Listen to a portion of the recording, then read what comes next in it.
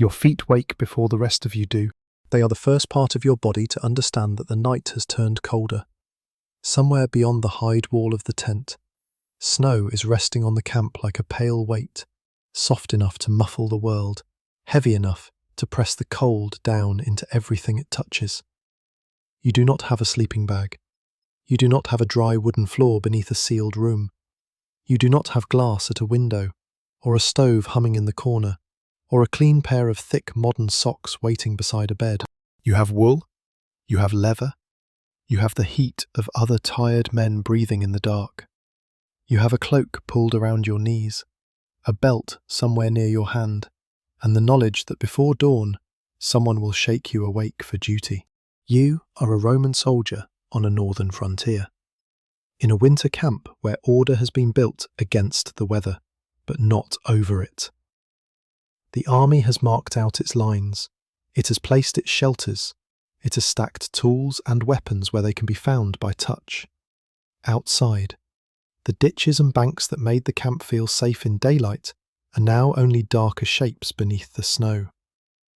Inside, safety is smaller.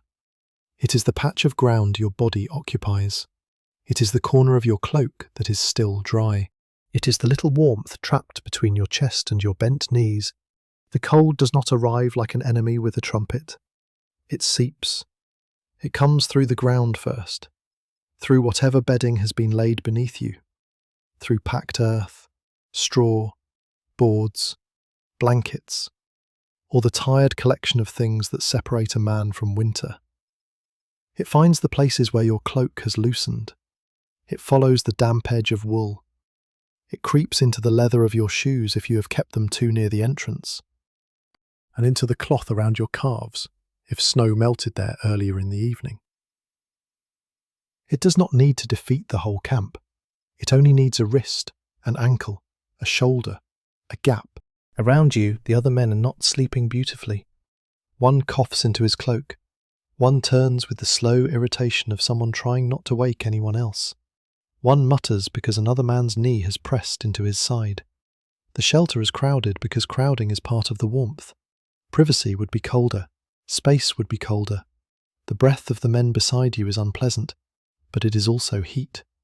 Their wool smells of smoke, sweat, oil, leather, damp earth, and the meal that was cooked before darkness settled in. None of it is clean. But cleanliness is not the promise of this place. The promise is that you may get through the night without losing too much strength for the march, the work, the watch, or whatever order comes next. If you are listening from somewhere warm, perhaps under a blanket that was washed by a machine and dried by another machine, let this old cold come slowly. Like the video if this kind of quiet history helps you rest. Subscribe for more nights inside the past, and tell me in the comments where you are listening from, or what time it is there. Now, dim the lights. The first mistake would be to imagine that Roman soldiers survived winter because they were made of tougher material than other people. Their bones did not enjoy snow, their feet did not ignore wet leather, their sleep did not become deep simply because they wore armour by day and obeyed commands. They were human bodies under military discipline, and the army's genius was not that it removed discomfort. It organised discomfort until men could live inside it. That organisation began long before you lay down. The camp was not a random scatter of fires and blankets. Even a temporary Roman camp carried the habit of order, measured spaces, paths, defensive edges, places for men, animals, baggage, tools, and commanders. In a more settled frontier fort, timber or stone might replace the rougher arrangements of a marching knight, and barracks might offer more regular shelter than a leather tent stretched against the weather. But the title of this night belongs to the edge between order and exposure, to the place where Roman planning meets snow, and snow quietly tests every Roman plan. Before sleep, you would have tried to protect the things that mattered most. A wet cloak is still a cloak, but it is a poorer one. Leather that stiffens in the cold becomes a problem by morning. Feet that go numb at night become feet that stumble the next day. So the ordinary work of warmth begins with small decisions: where to put the shoes, how to fold the cloak, whether a damp edge can be turned away from the body, whether there is enough dry cloth to wrap around the feet, whether the fire has given more smoke than heat, whether the man beside you will steal warmth or give it. The cloak is the great object of the night. Heavy wool has a stubborn, animal usefulness. It can shed some weather, hold some heat, and turn a soldier into a smaller bundle. Pulled over the shoulders by day, gathered close by night, it is not a modern blanket and not a miracle. It is a piece of survival that must be managed. If it is dry, it feels like stored labour. If it is damp, it feels like a debt. You tuck it under your legs, not because that is comfortable, but because cold air likes an opening. You pull it near your mouth and then push it away again when breath makes the fibres clammy. You learn that warmth is not a state. It is a negotiation repeated every few minutes. The ground keeps making its argument. It says that heat belongs downward. It takes what your body gives. You curl because a long body loses more to the night. You fold because the body remembers shapes older than empires. Knees toward the chest, arms close, chin lowered, feet drawn inward if they can be. The empire may stretch over roads and seas and forts, but inside the shelter, in the hour when the fire is low, survival has become the size of your own skin. Somewhere outside, a sentry shifts his weight. His cold is different from yours. You are trying to keep warmth from leaving. He is trying to keep alertness from leaving. Snow makes sound strange. It softens footsteps far away and sharpens the little noises nearby. A strap creaking, a spear butt touching frozen ground, a horse moving under cover, a man clearing his throat because he must not fall asleep. The watch is part of why the camp survives, and part of why no one fully rests. Your sleep belongs to the army first and to your body second. That is the quiet truth of this winter camp. Warmth is not one thing. It is not only the cloak, not only the fire, not only the tent, not only the food in your stomach, not only the men pressed close around you. It is the whole arrangement, imperfect and tiring, that keeps the cold from taking too much. A Roman soldier sleeps by borrowing warmth from wool, from leather, from smoke, from routine, from discipline, from other bodies, and from the simple fact that exhaustion can sometimes do what comfort cannot. And still, the snow keeps falling. By morning, the camp will look peaceful from a distance. Snow has a way of lying about hardship. It smooths the ruts left by carts and sandals. It softens the line of a ditch. It makes the low shapes of tents or barrack roofs seem quieter than they are. It gathers on posts, tied leather, stacked timber, and the rim of a forgotten cooking pot. It hides mud. It hides ash. It hides the trampled paths where men have walked in the dark, carrying water, fuel, gear, orders, and ordinary tiredness.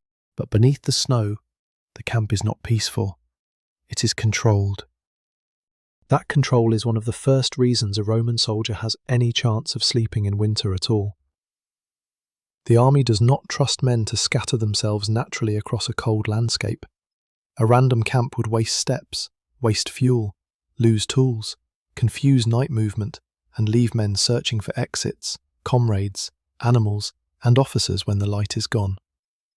Roman order begins by deciding where bodies will be placed: streets, gates, defensive lines, unit areas, stores, animals, and command space are not romantic details. They are part of survival. In cold weather, a badly arranged camp steals warmth by stealing time. Every extra walk through snow, every misplaced bundle, every confusion in the dark asks the body to spend heat.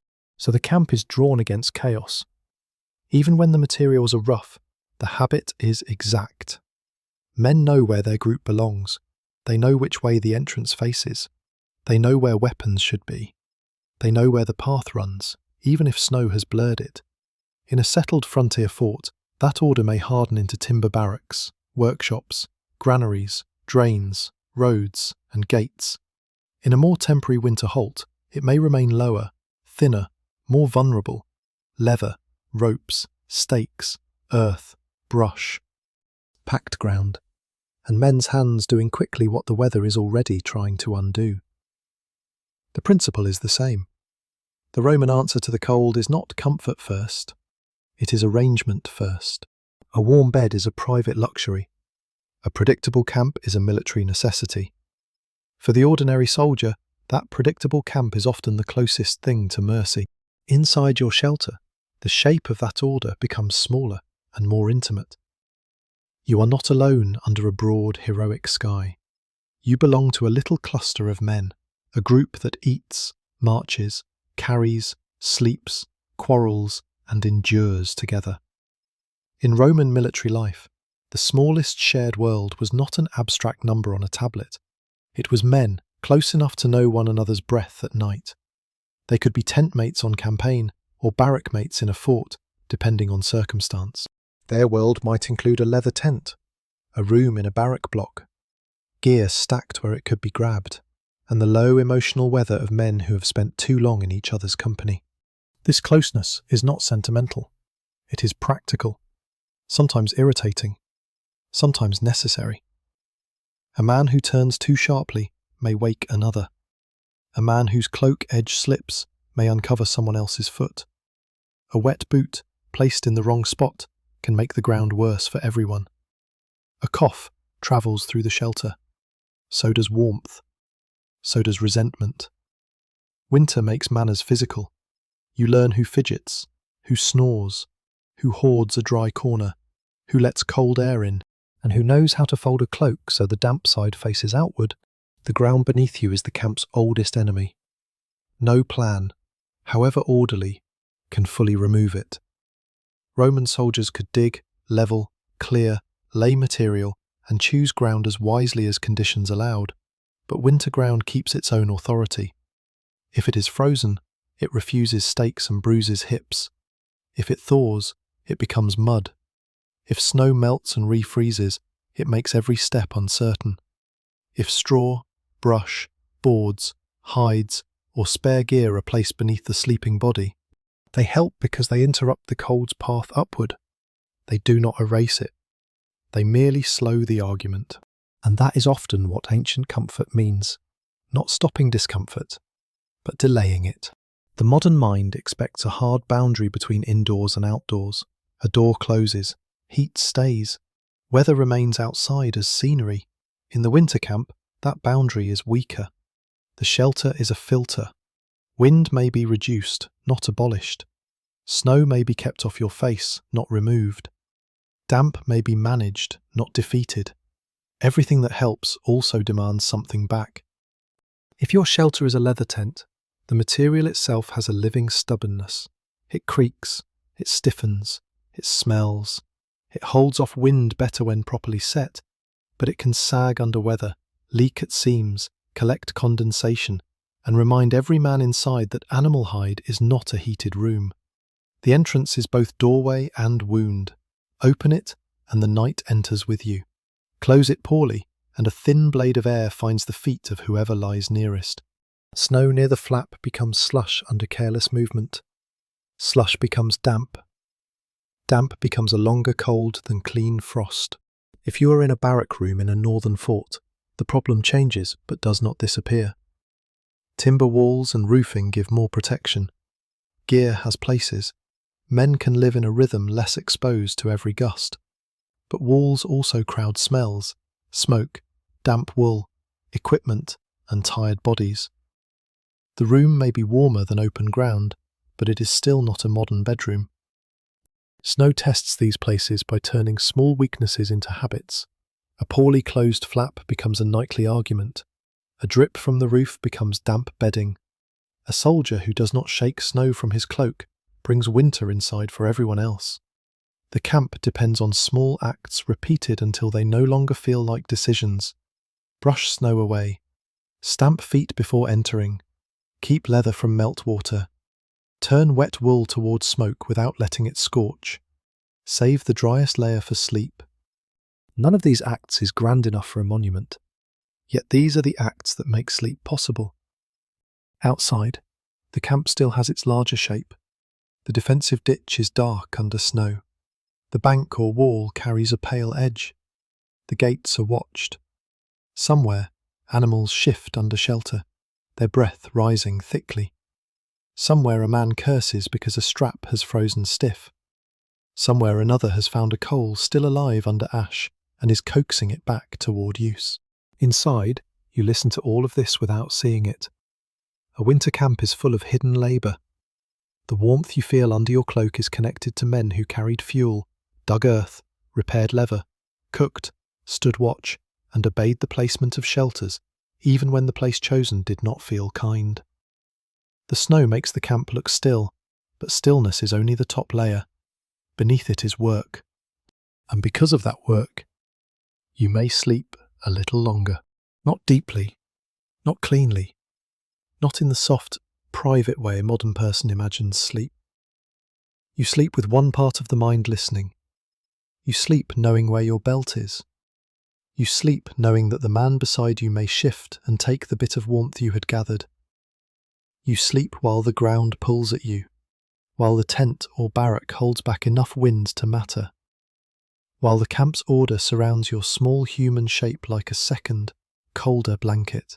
The snow keeps falling, but it no longer falls on a wilderness. It falls on a machine made of earth, leather, timber, smoke, command, habit, and tired men. It falls on Rome trying to make a pattern strong enough for sleep. The machine is not made only of walls and ditches. It is made of small groups. Before a Roman soldier can sleep in winter, he must belong somewhere. Not in the large, shining sense of belonging to Rome, or to an emperor whose face may sit on coins far away, but in the cramped and immediate sense of belonging to the men who share his shelter. The empire may speak in legions, cohorts, centuries, and commands. The night speaks in elbows, knees, damp cloaks, and the question of who is lying nearest the entrance. This smaller world matters because cold is personal, but survival is social. One man alone under a winter sky has only what he carries and what he can build before his hands stiffen.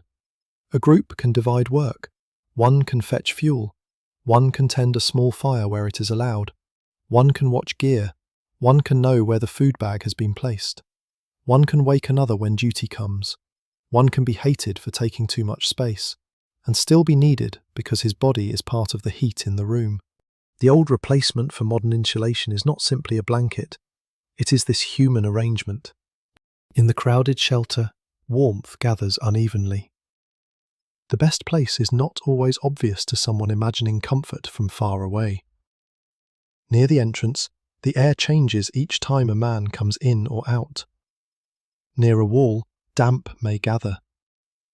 Near the middle, there may be more body heat, but also less room to stretch. A place that feels good at dusk may become miserable after midnight, when the fire has lowered, snow has thickened, and someone has dragged wet leather too close to your side. No one inside can fully control the little climate of the shelter. Everyone helps make it. Everyone suffers from it. The men around you are part of your bedding, though no one would say it so gently. Their bodies block drafts. Their breath warms the shared air. Their cloaks overlap the edge of yours by accident or calculation. If one man rises for watch, the shape of the group changes. Cold enters the hollow he leaves behind.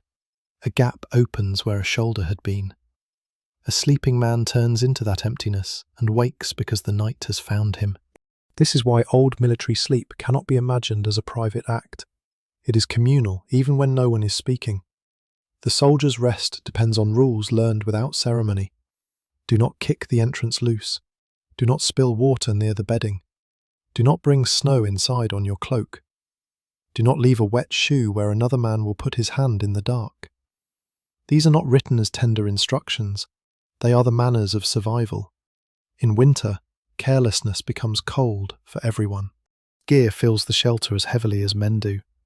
A Roman soldier does not lie down in an empty bedroom. He sleeps among possessions that have weight, smell, and consequence. Belts, packs, tools, spare cloth, cooking gear, leather, weapons, and personal odds and ends crowd the edges of rest. Some items must remain reachable. Some must be protected from damp. Some are too hard or dirty to be near the face. Some become useful only because there is nothing better. A folded cloak can pad a hip. A bag can block a draft. A shield cover, spare garment, or bit of packed gear can interrupt the cold rising from below. The line between equipment and furniture almost disappears. That is another difference between ancient and modern sleep. Modern comfort often hides its support. The mattress does not ask to be carried. The wall does not have to be pitched by hand. The blanket does not smell of yesterday's smoke. In the winter camp, the things that help you sleep are the same things that burdened you while awake. Warmth is carried on the march, unpacked at dusk, guarded in the night, and repacked in the morning. Nothing is free. Even the cloak has a social life. By day, it marks the soldier's body against weather and duty. By night, it becomes a roof, a wall, a blanket, a curtain, and sometimes a quiet argument. If one edge touches wet ground, the damp can travel. If it is pulled too tightly around the shoulders, the feet complain. If it is given more to the legs, the neck and chest lose heat. The soldier learns to fold himself into the cloak as if into a small tent of wool. He does not simply cover himself. He arranges himself. The men who are best at this are not necessarily the strongest. They are the ones who have been cold often enough to respect small things.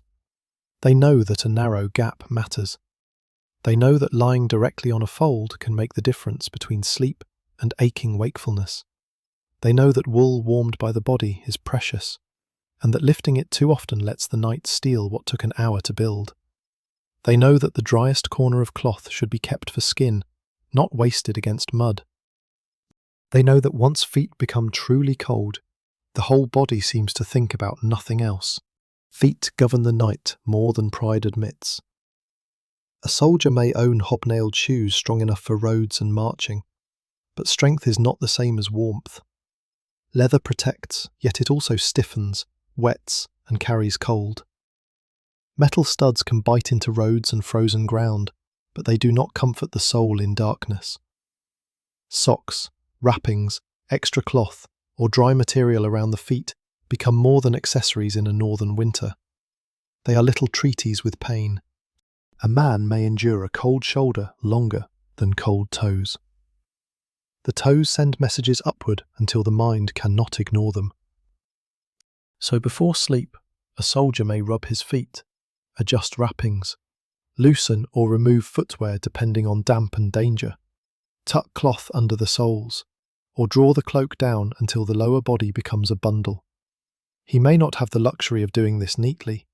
Space is limited, light is weak. Other men are trying to settle. Still, the ritual matters. The feet must be persuaded that the night can be survived. This persuasion is never complete. A camp in snow does not become warm because men understand cold. It becomes bearable because each layer interrupts the cold for a little while. Ground, brush, board, blanket, cloak, tunic, skin, another man's shoulder, shared air, smoke-stained roof. Each one slows the loss. The soldier is not wrapped in comfort. He is wrapped in delays. And delay is enough. If morning comes, that is the secret rhythm of the old replacement system. It does not promise rest in the way modern comfort promises rest. It promises that the body will not be alone with the weather. It gives the soldier a place in a cluster, a cloak over his knees, gear within reach, rules no one needs to explain, and the rough mercy of other human bodies breathing nearby. It turns warmth into cooperation, even when the cooperation is grudging. It turns sleep into a shared construction. rebuilt each night from wool, leather, habit, and fatigue. Outside, snow lies against the camp as if nothing inside is moving. But inside, even in stillness, the group is working. A man shifts and closes a gap. Another pulls his cloak back from damp earth. Another wakes just enough to curse softly and tuck his feet deeper beneath him. The old system continues in these tiny corrections. It is not beautiful, it is not comfortable, but it is alive. The first material that saves you is not metal. The armour that makes a Roman soldier recognisable in daylight has little kindness to offer in the deepest cold. Iron can protect the ribs from a blade. It can declare discipline, rank, and military order. It can shine in sun, clatter on the march, and turn a line of men into something frightening to watch. But at night, in snow, iron is not a friend to sleeping skin. It steals heat quickly. It grows cruel where it touches the body. A soldier may fight beneath metal, but he does not want to rest inside its cold embrace longer than necessity demands. The things that matter now are softer, humbler, easier to overlook. Wool, leather, wood, straw, rope, hide, cloth, ash, oil, and earth. Wool is the most important of these because it works with the body rather than against it. It has a way of holding air in its fibres, and air, when trapped, becomes a kind of invisible padding against the cold. A tunic is not merely clothing. A cloak is not merely a sign of a soldier on campaign. In winter, wool is stored warmth, portable shelter, and a private boundary between skin and weather. It is what stands between a tired man and the slow theft of heat. But wool has moods. Dry wool can feel almost generous after a day of snow and wind. It keeps a memory of the body. It bends around shoulders, gathers under the knees, thickens where it is folded, and makes a little cave of breath and warmth when pulled close. Damp wool is different. It grows heavier. It clings. It smells sharper. It still protects better than many materials would, but it begins to demand repayment for every advantage. If the edge of the cloak has dragged through slush, the dampness does not remain politely at the edge. It travels inward, through folds and pressure. A wet patch under the hip becomes an argument that lasts until morning. So a soldier learns the geography of his own cloak. He knows which side faced the weather. He knows where smoke has dried one corner and where melting snow has darkened another. He knows whether the lower edge can be trusted near the feet. He may turn the damp side outward and the drier side inward, or fold a dry section double over the chest, or sacrifice comfort at the shoulders to keep the feet from waking him again. These are not graceful movements. They are small negotiations made in the dark by a man who has learned that material has memory. Leather has its own personality. It is tougher than wool, more resistant to tearing, better at taking the shape of work. It makes tents possible, straps useful, shoes durable, bags strong, and equipment reliable. But leather in winter is not the smooth brown object of a museum case. It stiffens when cold. It darkens when wet. It can hold water where you do not want water held. It can smell strongly in a closed shelter, especially when mixed with smoke, sweat, animal fat, damp earth, and many sleeping men. The leather of a tent wall or cover does not simply separate inside from outside. It changes with weather. Snow settling on it adds weight. Wind tests its fastenings. Warm breath from men inside can meet cold material and return as dampness. A seam that seemed tolerable in autumn can become a line of trouble in winter. A flap tied carelessly can click and breathe all night, letting a thin current of air stroke the ground where the sleepers lie. A soldier may not describe it poetically, but he knows the feeling of a shelter that is almost good enough. Almost is the word that belongs to ancient comfort. The shoe is another almost. It is essential, and it is never enough. Roman military footwear was built for movement, roads, mud, and wear. A soldier's shoe carries him through labour, patrol, march, and camp duty. It protects the soul from sharp ground and gives the army one of its great advantages: men who can move. Yet the same shoe that serves the march can become a cold object beside the bedding, stiff with damp, holding the day's weather in its seams. If it is too wet, wearing it to sleep may chill the foot. If it is removed, the foot must be protected another way, and the shoe must still be ready when the alarm or watch call comes. There is no perfect answer. There are only conditions. If the shelter feels safe enough, if the night is settled enough, if the feet are wrapped well enough, a man may try to let them breathe and warm under wool. If the ground is filthy, if movement may come soon, if the danger of losing time matters more than comfort, the shoes stay close, perhaps partly loosened, perhaps guarded like tools that must not freeze beyond use. A soldier's relationship with footwear in winter is not simple. It is a choice between cold now and difficulty later. Beneath all of this lies the material that never becomes friendly: earth. The earth is not empty. It contains the memory of weather. It holds cold from the day before. It accepts snowmelt. It turns to mud when trampled. It hardens when frozen. It presses upward through whatever barrier men place over it. Brush can help. Straw can help. Boards can help. A folded cloak, spare cloth, leather, or packed gear can help. But the ground remains the greatest drain because it is patient. It does not need to move. It only waits beneath the sleeping body, taking heat by contact. That is why height matters. Even a little height. A man raised a finger's width from wet ground is better off than a man lying directly on it. A bundle under the hips, a pad beneath the shoulders, a dry layer under the feet, a strip of wood, a handful of straw. Anything that breaks the contact becomes part of the night's survival. The difference may seem too small for a modern person to respect, but winter teaches respect for small differences. A little less damp means a little more sleep. A little more sleep means steadier hands in the morning. Smoke is part of the material world too. Though it cannot be folded or tied, it settles into wool. It stings the eyes. It marks hair, skin, and cloth. It is the smell of attempted warmth. A fire can dry fabric, heat food, keep fingers useful, and make a shelter feel briefly less abandoned. But fire is never just warmth. It consumes fuel that someone carried or gathered. It produces smoke that must go somewhere. It creates danger near cloth, leather, straw, and tired men.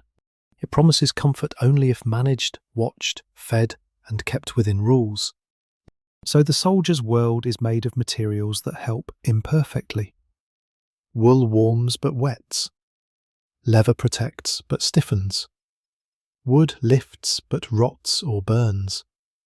Straw pads but absorbs damp. Fire warms but smokes. Earth supports but steals. Every object is useful, and every object has a cost. This is why Roman cold weather sleep cannot be understood as a single clever trick. There is no one secret blanket, no one heroic posture, no one ancient solution that turns snow into comfort. There is only a chain of materials, each interrupting the winter for a little while. A cloak over a tunic, a dry fold against the skin, a leather wall against the wind, straw or gear between hip and ground, smoke drying a damp edge, another man's body close enough to slow the cooling air. Layer by layer, delay by delay, the night is managed. And as you lie there, half awake, you can feel the truth of every material around you. The wool at your throat has become warm from your breath.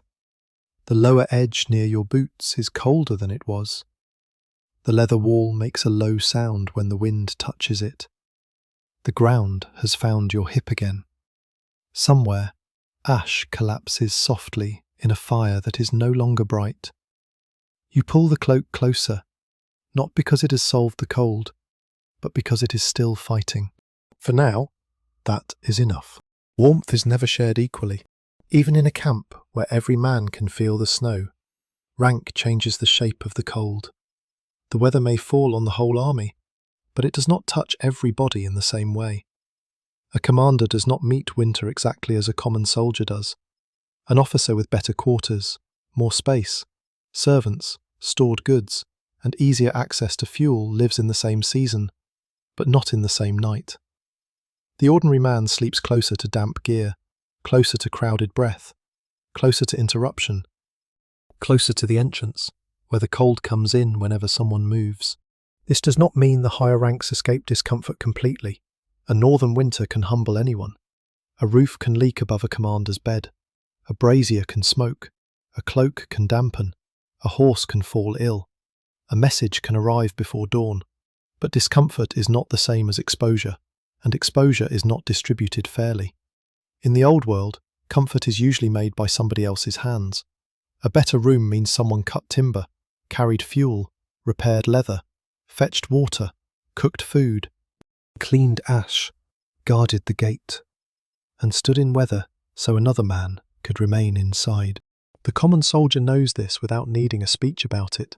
He knows it by the distance between his own sleeping place and the better spaces of the camp. He knows it by the amount of room around his shoulders. He knows it by how quickly he must answer when called. He knows it by who gets disturbed first when a task is unpleasant, and who can remain wrapped longer in dry wool. Inside the ordinary shelter, the hierarchy becomes smaller but still real. The best sleeping spot may not officially belong to one man, yet men notice who gets it. A place away from the entrance can feel like a privilege. A patch of ground with less damp can be worth silent resentment. The side nearest a wall may be colder, but if it keeps a man from being stepped over, he may prefer it. Near the middle, body heat gathers, but so do smells and pressure. A man with sharper elbows, seniority, stronger friendships, or simply the habit of settling early, may claim a better place before others think to move. Nothing about this needs to be dramatic. It is the quiet politics of tired bodies. A man does not have to shout to take warmth. He only has to turn in a way that pulls the cloak edge toward himself. He only has to leave his wet gear where another man's blanket should lie. He only has to stretch one leg into space everyone needs. In a winter camp, selfishness can be measured in inches, and yet the group cannot break. The soldier beside you may irritate you, but he is also part of the old heating system. His body blocks air. His cloak edge may overlap yours. His knowledge of routine protects your sleep when he remembers to close the flap properly.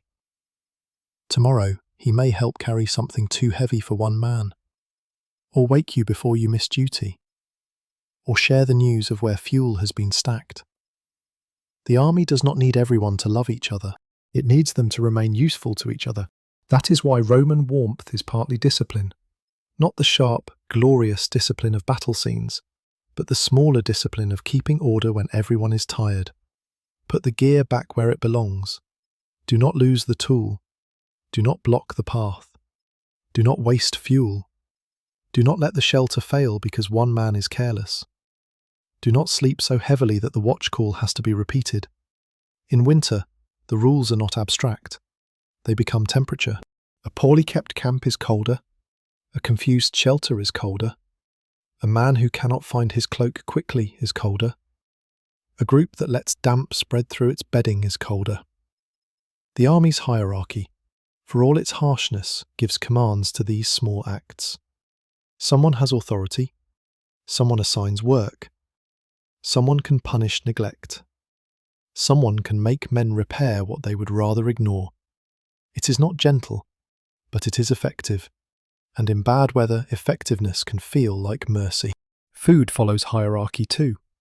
A warm meal before sleep changes the night. Grain cooked into something thick. Broth if available. Oil. Wine. Salted meat. Whatever the unit has and the supply line permits. These things matter because warmth is not only outside the skin. A fed body enters the cold differently from an empty one. Hunger makes the blanket seem thinner.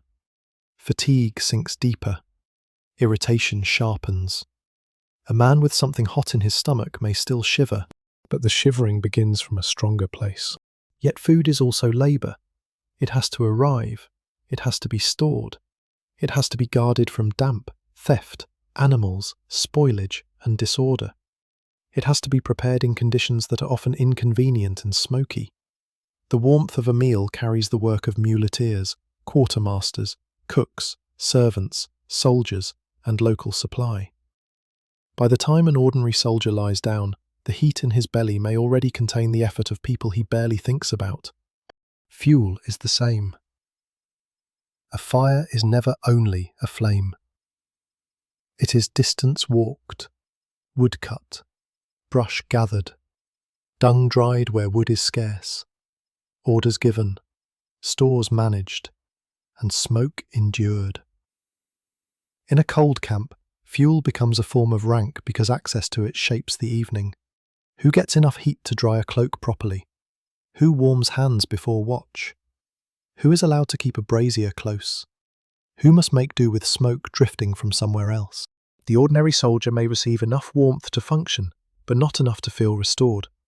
That distinction is important. The army is not trying to create comfort as a modern home creates comfort. It is trying to preserve usefulness. A soldier does not need to wake happy. He needs to wake able to march, stand, dig, guard, carry, and obey. If his sleep is broken but his body still works, the system has succeeded by its own measure. This is the hard edge beneath the snow-covered scene. The camp is not a village of equal sufferers huddled poetically against winter. It is an organised world where comfort flows downward unevenly and labour flows upward constantly. The higher a man stands, the more likely he is to be protected by the work of others. The lower he stands, the more likely his own body becomes part of the machinery that protects someone else. Still, there is a strange kind of dignity in the ordinary soldier's night. Not the dignity of being comfortable, but the dignity of knowing how to endure without illusion. He understands the value of a dry fold of wool. He understands why the man nearest the entrance curses more softly after midnight. He understands that a good place to sleep is sometimes earned by arriving first, sometimes given by seniority, sometimes stolen, sometimes lost when duty calls. He understands that warmth is not fairness, it is a resource. And as the night deepens, the hierarchy of the camp becomes almost invisible under snow. The roofs, tents, paths, posts and ditches all wear the same pale covering. From outside, the army looks unified, as if every man beneath that whiteness shares one experience. But inside, the differences remain. One man has space. One man has smoke in his eyes. One man has a dry cloak. One man has damp at his knees. One man sleeps through the next hour. Another rises into the cold because his turn has come. The snow does not care about rank. The camp does. Routine is what remains when comfort is gone. By the 6th or 7th cold night, the soldier no longer treats each act as a fresh decision. He has learned the order in which the body must be protected. He has learned that a mistake made at dusk can still be punishing him at midnight. He has learned that warmth is not something found suddenly, like a coin under straw, but something assembled in little pieces before sleep has a chance to arrive. So the evening repeats itself. Before the light is fully gone, men return to the shelter with snow on their shoulders, mud at the edges of their footwear, smoke already in their hair, and the hard tiredness that comes after work done outdoors. The camp may be more settled than a marching halt, or it may be temporary, rough and exposed, but the pattern of preparation matters in either case. A man who throws himself down without tending to his clothing, his feet, his cloak, and his place in the shelter will meet the cold sooner than the others. The army can order him into position. It cannot make his toes warm if he has been careless. First comes the clearing away of the day. Snow must be shaken off before it becomes water. Mud must be scraped where it can be. Wet leather must not be allowed to soak everything it touches. A cloak that has faced weather must be turned, checked, folded, and coaxed into usefulness again. No one has a machine to dry it. No one has a spare room of warm air. Drying is smoke, body heat, patience, and luck. A soldier may hold a damp edge near a fire for a while, careful not to let sparks eat what the cold has spared. He may stretch wool across his knees. He may turn a shoe so that its worst wetness faces heat without hardening too close to flame. He may press cloth between his hands and feel whether it is merely cold or truly wet. These distinctions matter. Cold cloth can be warmed. Wet cloth carries the night inside it. Then comes the small accounting of gear. Where is the belt? Where is the weapon? Where is the cloak? Where are the shoes? Where is the food that must not be stepped on? Where is the dry scrap of cloth saved for the feet? Modern sleep begins by letting go of the world. Military sleep begins by placing the world where it can be found, in darkness. This is part of the repetition that keeps fear low. The soldier does not want to wake confused, with an order shouted outside and his hands searching through a pile of another man's equipment. He wants his things by habit. He wants to know that if someone calls him, the body can move before the mind is fully awake. In a winter camp, readiness and warmth are tangled. Gear kept close may be cold and uncomfortable. Gear kept too far away may waste precious moments. The solution is never perfect. It is only practiced. Food, when there is enough of it and time allows, belongs to the same routine. A hot meal does not turn the shelter into a warm room, but it changes the body's argument with the night. Heat in the stomach is not poetry, it is strength slowly released. The soldier eats not for pleasure alone, but because a man who sleeps hungry feels the cold more sharply. Grain, pulse, oil, salted meat, broth, wine mixed or warmed where possible, whatever the ration and circumstance provide. Each carries more than taste. It carries endurance.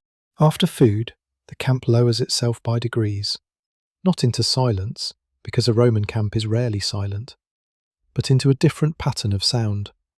Tools are set aside. Animals settle uneasily. Men speak in shorter phrases. Someone laughs once, then stops because the cold has made humour expensive. Ash collapses in a fire. A strap is pulled tight. A sentry's movement passes like a shadow beyond the shelter. The day has not ended. It has narrowed. Inside, the sleeping positions begin to form. Men do not simply fall where they stand. They fit themselves into the known space, by habit, rank within the little group, irritation, seniority, and the practical memory of previous nights. The man nearest the entrance may try to block the draught with gear. Another may claim the place that stayed driest the night before. Someone will complain. Someone else will ignore him. This, too, is routine. Discomfort repeated often enough becomes a kind of map. The body also learns its own sequence. Loosen what must be loosened. Keep on what must stay near the skin. Protect the feet before sleep makes the hands clumsy. Pull the cloak over the shoulders first, then down over the knees, then under if there is enough cloth. Curl before the cold tells you to. Do not wait until shivering has begun. Once the body starts spending itself to make heat, it is harder to persuade it back toward rest. Repetition gives the soldier a strange mental shelter. He may not be able to control the snow, the wind, the watch schedule, the dampness of the ground, or the orders of his superiors, but he can control the fold of the cloak. He can control whether the wet edge faces away from his skin. He can control whether his shoes are within reach. He can control whether his feet are tucked before sleep. These controls are small, but small controls are exactly what a cold night permits. And then, just as the shelter begins to feel almost still, routine interrupts itself. The watch must change. A man has to rise. Perhaps it is you. Perhaps it is the body beside you, leaving a hollow of colder air where his warmth had been. The movement is never graceful. The cloak opens. A knee presses someone else's ribs. A hand searches for a belt. Leather creaks. The entrance shifts, and the night slips in. Someone curses without waking fully. Someone pulls his covering tighter. Snowlight touches the ground for a moment, faint and grey, before the flap closes again. The man going out carries the shelter's warmth on his clothing for only a little while. Then the outer cold takes it. The men remaining inside feel the loss almost at once. The group changes shape around the empty space. A shoulder moves. A cloak is dragged. A foot finds the place where another body had been and discovers it cooling. This is why sleep in such a camp comes in pieces. It is not one long descent. It is a series of attempts. The soldier falls towards sleep, is pulled back by cold, noise, duty, discomfort, or another man's movement, then falls again. The routine does not create deep rest. It creates enough rest, enough to stand, enough to obey, enough to wake again in the same world and continue. Night after night, these repetitions become the hidden architecture of survival. Shake off snow. Guard the dry cloth. Keep gear close. Eat while there is heat. Fold the cloak. Protect the feet. Make room. Close the gap. Wake for duty. Return colder than before. Fit yourself back into the breathing dark. No song is made for these acts. No carving shows the exact fold of a damp cloak under a soldier's knee. But this is where winter is endured, not in one heroic moment, but in the same small work done again and again and again, until morning finally enters the camp not as comfort, but as permission to move. The smallest objects become the most important ones. By this point in the night, the great shape of the Roman army has almost disappeared. You are not thinking about provinces, emperors, roads, commanders, or the long frontier beyond the camp. You are thinking about the corner of wool under your chin, the stiff leather near your hand, the place where your hip has found the ground again, and your feet. Cold reduces the world. It takes the large story of empire and presses it down into touch. A fold, a strap, a knot, a damp patch, a scrap of cloth that must not be lost. The winter soldier survives not by holding grand ideas in his head, but by handling small things well. The cloak is the first of these things, and it is never still for long. In daylight it hangs from the shoulders, darkened by weather, brushed by smoke, pulled aside for work, tightened against wind. At night it becomes a changing architecture. You pull it higher, then lower. You tuck one edge under your thigh, then regret it because the shoulder cools. You draw it over the feet, then find that the knees have opened a passage for air. You breathe beneath it for a moment and feel the inside grow warmer, then wetter, and push it back from your mouth before your own breath turns comfort into dampness. A good cloak is not simply worn, it is negotiated. The hands learn this negotiation before the mind names it. Fingers find the thicker fold without needing light. They know the difference between the dry inside and the weathered outside. They can feel where wool has stiffened with frost at the edge, where smoke has roughened it, where another man's boot has pressed mud into the lower corner. The hand becomes a small historian of the day's weather. It reads the cloak and decides what may touch skin. Near the feet, the work becomes more delicate. A soldier's foot is not protected by courage. It is protected by layers, dryness, and attention. If there are socks, wrappings, or spare strips of cloth, they must be treated almost like food. You do not waste the dry piece on the ground. You do not let it slide away in the dark. You do not leave it where snow melt from a cloak edge can find it. You fold it, twist it, tuck it between toes and leather, or hold it back for the hour when cold has sharpened and sleep is beginning to fail. The feet have their own small rituals. Rub them before they numb. Flex the toes while there is still feeling. Keep them away from the worst damp. Draw the knees up so the cloak can reach them. If one foot is colder than the other, shift the body by inches, not by broad movement, because broad movement opens the shelter you have made around yourself. A man half asleep may spend a long time moving only one heel, trying to find a warmer hollow under wool. Beside the feet lie the shoes, and the shoes are never merely shoes. They are mourning. They are duty.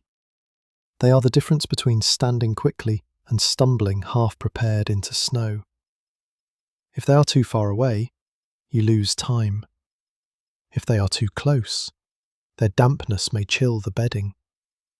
If they are turned wrongly, slush drips where you hoped to stay dry. You may place them near enough for the hand to find, angled away from the cloak, guarded from another man's careless foot. Even asleep, some part of you knows where they are. A loose belt in the dark can become a search, and a search can become cold. The soldier wants the body to wake into order, not confusion. The belt, knife, pouch, and tied things must have their places. Ancient sleep under arms is never complete surrender. It is a truce with readiness. Then there are the objects that make the ground less powerful.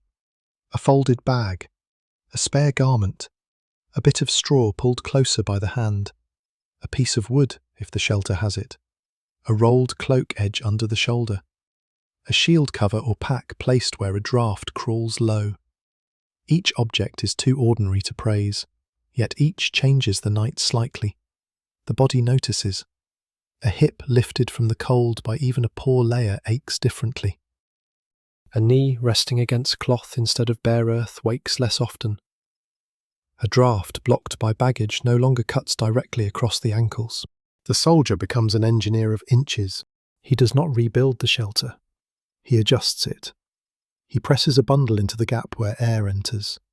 He drags the cloak without waking the man beside him. He turns his shoulder because smoke has thickened near his face. He tests whether damp has spread. None of this looks like survival from far away. Up close, survival is a thumb pushing cloth into a crack. Other men make their own corrections. One sleeps with his head nearly buried, willing to endure his own breath for warmth. One keeps an arm outside the cloak because the enclosed air has become too damp. One uses his pack as a wall. One uses another man's back as a shield against the draught and pretends not to know it. Each man has invented a private method inside a shared misery. These methods are learned through repetition, not instruction. Older soldiers, or simply colder soldiers, become teachers without teaching. A new man sees where they place their shoes. He notices how they fold the cloak before lying down. He watches how they shake snow from the hem before entering, how they keep a dry cloth hidden inside the tunic, how they choose the place that seems less pleasant at dusk, but proves warmer after midnight. Winter knowledge passes sideways, through imitation, complaint, mockery, and the quiet embarrassment of doing something wrong once. A mistake can be remembered by the body for years. The frozen cloak edge, the damp cloth against the feet, the shoes placed too far from the hand, the fire trusted too much. These memories become rules, not written rules, better than written rules, rules kept in skin. And still, the objects do not save everyone equally. The better cloak, the drier cloth, the safer corner, the slightly thicker bedding, the warmer place away from the entrance. These things make small differences that become large by dawn. A man with one dry fold left has hope. A man whose wool is wet through must rely on movement, breath, and endurance. A man with shoes protected from freezing begins the morning better than a man fighting leather before he has eaten. So the winter camp is full of quiet possessions, each carrying a fragment of warmth. Nothing is ornamental, everything has work to do. The cloak holds air, the shoe waits for morning, the belt keeps order near the hand, the bag blocks a draught, the straw interrupts the ground, the cloth around the foot guards the last delicate heat of the toes. In the dark, you touch these things, one by one, not fully awake, not fully asleep. Your fingers move with the slow intelligence of fatigue. You find the cloak edge. You find the dry fold. You find the shoe. You press the bundle back against the place where the night has entered. The camp around you remains vast, disciplined, and Roman. But your survival has narrowed to this. Small objects, correctly placed, holding back winter by the width of a hand. The real work of sleeping warm begins before anyone lies down. That is the part the cold teaches slowly. At first, a tired man thinks of warmth as something he will find at night, after the work is done, after the meal, after the watch assignments, after the last grey light has gone out of the sky. He imagines the cloak pulled close, the body curled, the other men settling around him. He imagines sleep as the moment when winter must finally loosen its grip. But winter does not wait until bedtime. It begins making the night during the day. It enters through wet hems, through snow packed into footwear, through fuel gathered too late, through a cloak left too near slush, through a meal delayed until men are already shaking with fatigue. By the time the soldier lies down, many of the night's verdicts have already been written.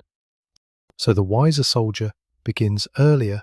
He notices where the camp has been placed, whether the ground drains or holds water, whether wind strikes the entrance directly, whether the shelter sags, whether the path outside is turning to churned mud under snow. He notices who brings snow inside carelessly. He notices which corner remained damp the night before. He notices where smoke travels and where it gathers. None of this feels like comfort. It feels like attention. But attention is the first layer of warmth. The army itself depends on this kind of attention at a larger scale. A Roman camp is not only a place where men stop moving, it is a temporary attempt to make the landscape obey. Lines are measured, entrances are chosen, defensive works are shaped, units occupy known spaces, in permanent or semi-permanent forts, roads, drains, barracks, granaries, workshops, and storehouses turn that same instinct into wood, stone, and earth. The purpose is not softness, it is control, and in winter, control becomes thermal. A path that stays passable keeps men from wasting strength.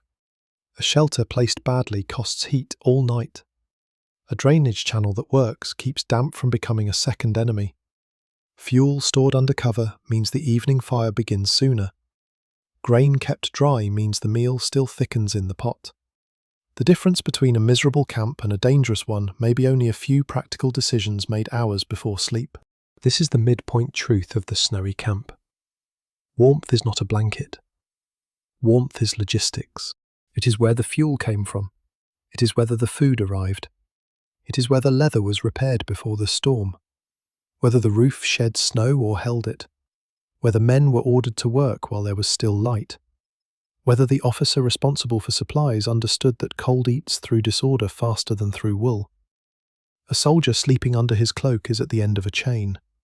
Behind that cloak are animals, roads, carts, storehouses, quartermasters, local labour, discipline, punishment, habit, and the stubborn Roman belief that the world becomes safer when it is arranged. The common soldier may not think of it so grandly.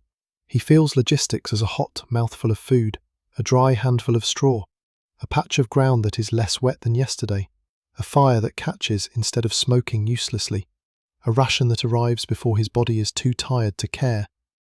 He knows the system by what it gives him and by what it fails to give. When it works, the night changes quietly. A cloak dried earlier holds warmth longer. Shoes kept from the worst slush bend more easily in the morning. A meal eaten before the deepest cold gives the body something to burn.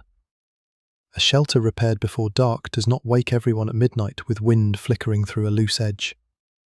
A watch schedule obeyed without confusion lets one man return and another leave before the entire group is stirred into wakefulness. None of these things creates luxury.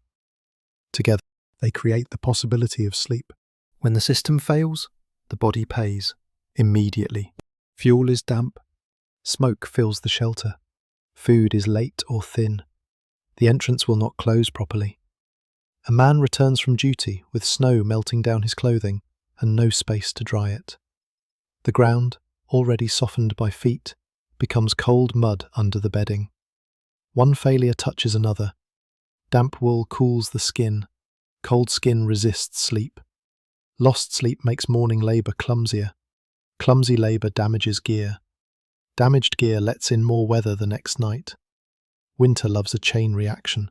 This is why discipline and warmth cannot be separated. The Roman camp's order is not merely for battle. It reaches into the smallest domestic acts of military life. Men must put things where they belong because darkness will come. They must repair what they would rather ignore because weather will test it. They must carry what feels heavy by day because it may become shelter by night. They must obey the routines that seem dull because dull routines keep cold from becoming panic. And yet, inside all that order, the soldier remains a tired man with a body. He may understand the system and still resent it. He may know that the watch is necessary and still hate the hand that wakes him. He may know that fuel must be saved and still long for a brighter fire. He may know that the entrance must be opened for the next man and still curse the knife of air that comes with him. History often explains systems from above, but cold explains them from below. It says, this rule matters because your feet are numb. This road matters because food must arrive. This drain matters because your bedding is wet. This hierarchy matters because someone else is warmer than you. The camp is therefore both impressive and harsh. It can throw Roman order over a snow-covered landscape, but it cannot make every man comfortable. It can organise warmth, but not distribute it equally. It can reduce the danger of winter, but not remove the sensation of winter from the skin. The soldier is protected by the system and used by it at the same time. That contradiction sits with him as the night deepens. He lies under his cloak because someone sheared wool, someone wove cloth, someone issued or sold or carried the garment, and he himself kept it close through mud and weather.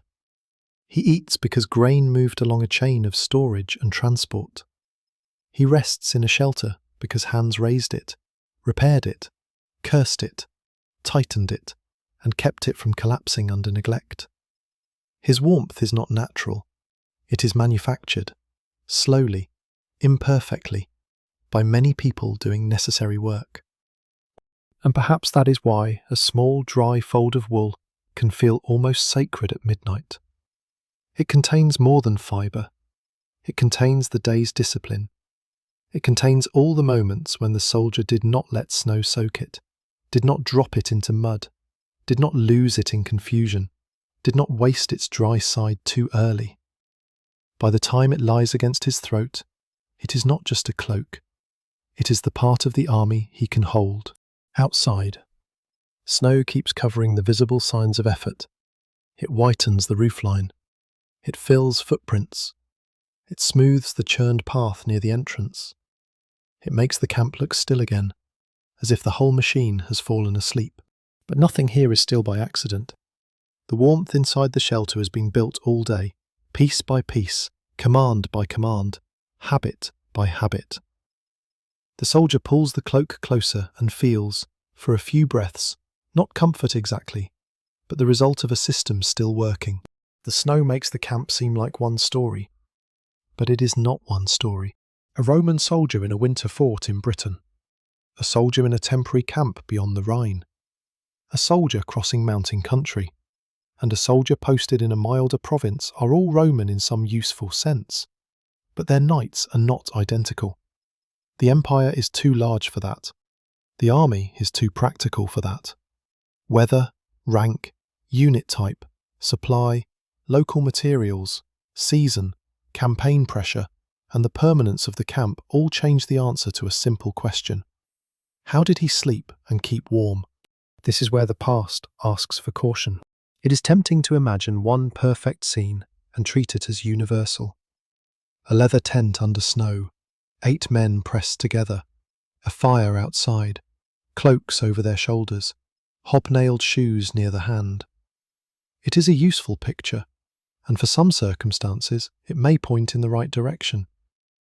But history becomes more honest when the picture breathes a little. Some men slept in tents, some slept in barrack rooms. Some had better shelter because the fort was permanent. Some endured rougher arrangements because the camp was temporary. Some had access to local clothing habits, warmer garments, socks, breeches, or extra layers. Some had less. Some nights had snow. Some had rain that was worse. Rain can be crueler than snow. Snow looks colder, but wetness has patience. A dry, freezing night may let wool do its work. A wet night near freezing can soak hems, soften ground, creep into bedding, and make every layer feel compromised. On a northern frontier, the enemy of sleep is often not the clean white cold imagined from far away, but damp cold, the kind that enters slowly and refuses to leave.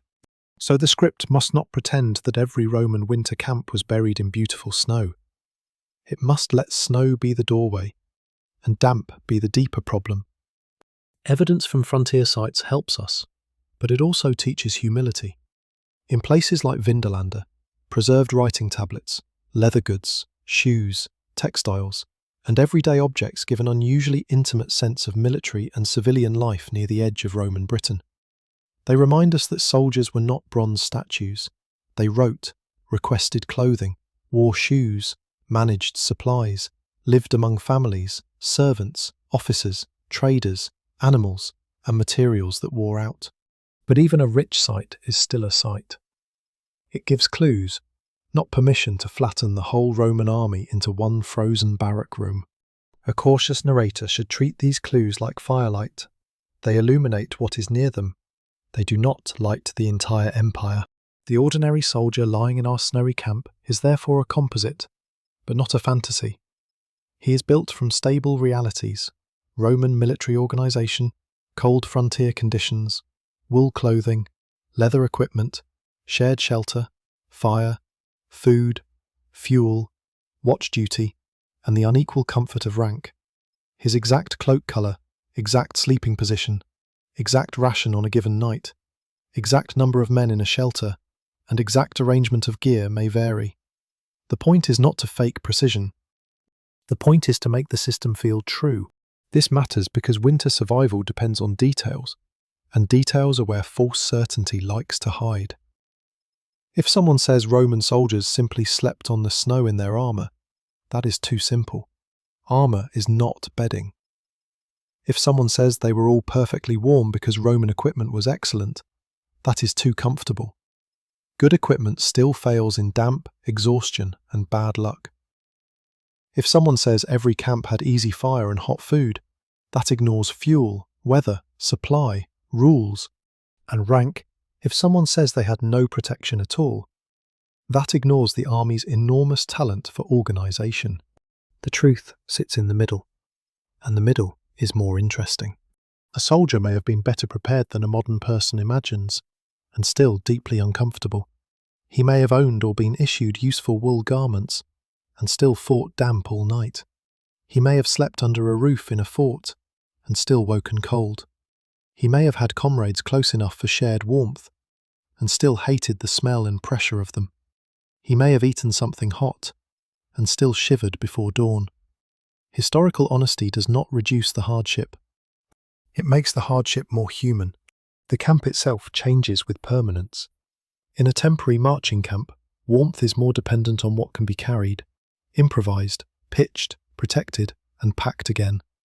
The ground matters sharply because men may have little time to improve it. Shelter is thinner, errors are felt quickly. In a permanent fort, some problems are softened by buildings, storage, routine, and infrastructure. But permanent does not mean modern.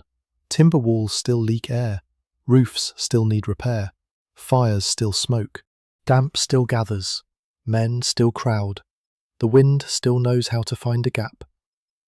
And then there is local adaptation. Rome did not move through the world as a sealed box.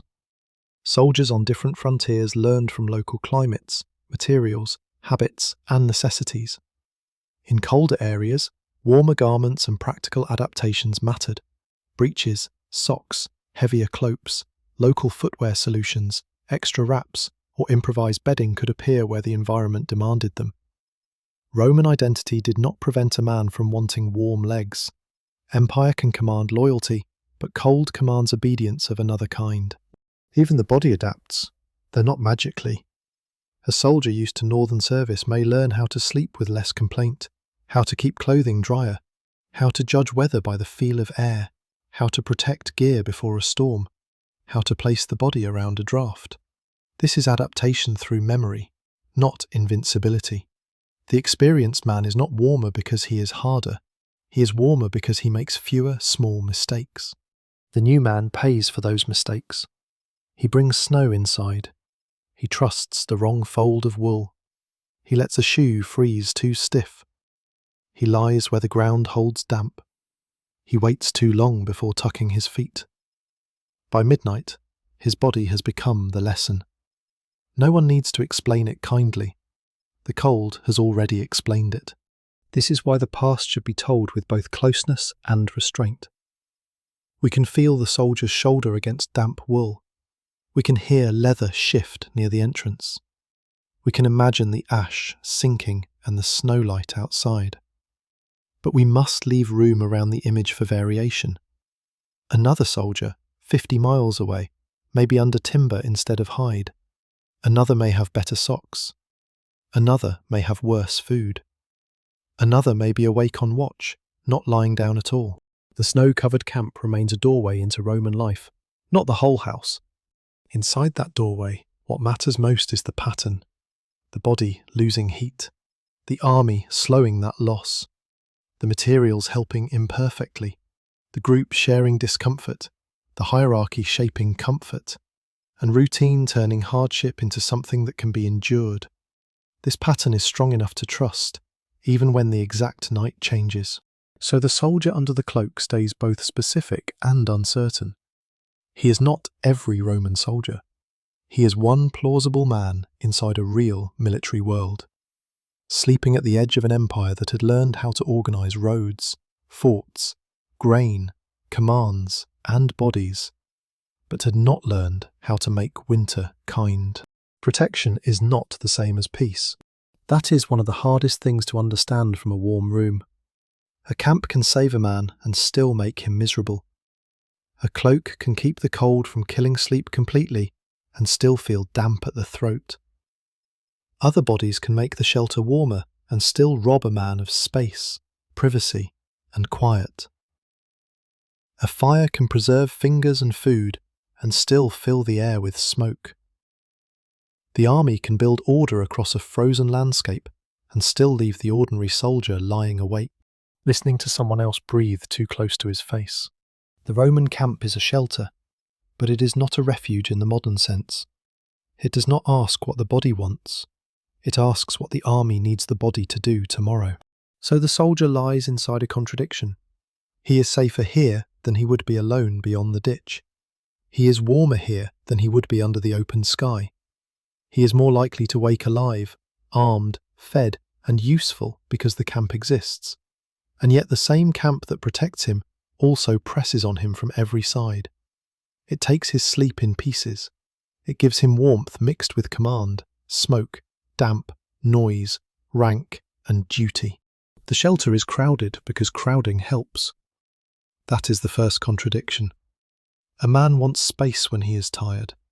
He wants room for his knees, room for his shoulders, room to turn without apology. But space is cold. Empty air must be warmed by someone, and a small group of men in a closed shelter can warm less air than a single man spread out in comfort. The body beside you is irritating because it is too close. The body beside you is useful because it is too close. You may resent the pressure of another man's leg and still benefit from the heat it blocks from leaving. This is not the warmth of kindness. It is the warmth of necessity. The smells become part of the same bargain. Smoke clings to wool. Sweat rises from tunics that could not be fully dried. Leather gives off its damp animal heaviness. Feet carry the day into the sleeping space. Food lingers. Oil, ash, mud, wet cloth, and human breath thicken the air. A modern listener may imagine the smell as merely unpleasant, but to the soldier, it also carries information. Smoke means heat attempted. Damp wool means danger for the night. Wet leather means trouble by morning. Food means strength. Men breathing nearby means shared warmth and limited solitude. The nose learns the camp as surely as the hand learns the cloak. Even darkness is not simple. Darkness helps sleep, but in a military camp it also conceals risk. The soldier wants the shelter dark enough to rest, but not so dark that gear disappears from touch. He wants the entrance closed, but not sealed beyond quick movement. He wants the world outside quiet, but quiet can make a distant sound more alarming. He wants to stop listening, but the camp trains him to listen. A strap creaks, a sentry shifts, snow slides softly from a roof or tent edge. A horse moves. Someone whispers beyond the flap. Each sound asks the sleeping mind whether it must wake. The body becomes divided. One part descends towards sleep, another remains on duty. This half-sleep may be the most honest rest the soldier gets. He is not lying in a place designed around his private comfort. He is lying in a military organism that never fully sleeps. Gates must be watched. Fires must be managed. Animals must be kept. Supplies must remain protected. Officers must be obeyed. If an alarm comes, the camp must change from darkness to movement quickly. So the soldier's sleep is never entirely his own. It belongs partly to the watch schedule, partly to the weather, partly to the men beside him, and partly to the fear that a command may arrive before his body has taken enough from the night. There is another contradiction in fire. Everyone wants it, no one can trust it completely. Flame offers the most obvious answer to cold, and the most dangerous one. It can warm hands, dry cloth, soften the edge of misery, and make food more than a ration. But it also eats fuel, throws sparks, creates smoke, demands attention, and threatens the very materials that make shelter possible. Wool, straw, leather, rope, wood, and tired men do not belong carelessly near fire. A bright flame may feel like mercy for a few minutes, then become smoke in the eyes, ash in the throat, or danger under a roof. So the soldier may long for more fire, while understanding why more fire is not always allowed. Warmth must be controlled, because uncontrolled warmth becomes disaster. The camp's discipline reaches even into desire. Wanting a larger flame is not enough. Someone must judge fuel, safety, smoke, time, and order. Ancient comfort is often a thing rationed by necessity. Food is gentler, but even food carries contradiction. A hot meal can make the night bearable. It places strength inside the body where the cloak cannot reach. Yet the meal also reminds the soldier of dependence. He eats because supplies came, because grains stayed dry, because animals carried burdens, because someone cooked, because the army's chain held together. If the chain weakens, the cold deepens. Hunger makes the cloak thin. A soldier who lies down unfed meets winter with less fire inside him. The camp protects by joining men together, and that joining is itself a loss. The soldier gives up solitude, he gives up choice, he gives up the clean boundary between his body and other bodies. His sleep is shaped by the cough of one man, the duty of another, the rank of a third, and the careless movement of whoever returns from the watch with snow on his shoulders. He cannot make a private climate. He can only take part in a shared one. And yet, within that shared climate, small mercies appear. A man closes the entrance properly after coming in. Another shifts without dragging the cloak from his neighbour. Someone pushes a bundle back into the gap where the wind was touching the floor. Someone passes a dry scrap of cloth because he has another. Someone wakes a comrade quietly rather than with a kick. None of this turns the camp gentle, but in a place where warmth is so limited, even rough consideration has weight. The emotional truth of the snow-covered camp lives here, between resentment and dependence. The soldier needs the group and is exhausted by it.